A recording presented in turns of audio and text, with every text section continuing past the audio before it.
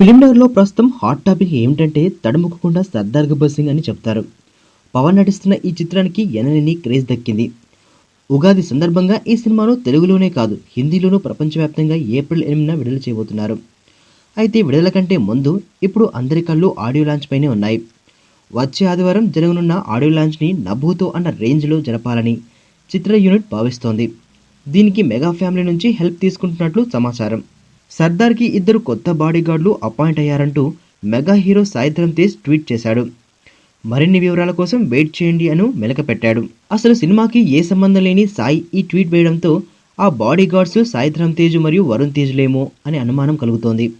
అయితే ఆ బాడీగార్డులు ఆడియో ఫంక్షన్కా లేక సినిమాకా అన్నది చూడాలి. టైం 2 రకాలు. ఒకటి గుడ్ టైం, 2 బ్యాడ్ టైం. అమ్ము నా ప్రాణం.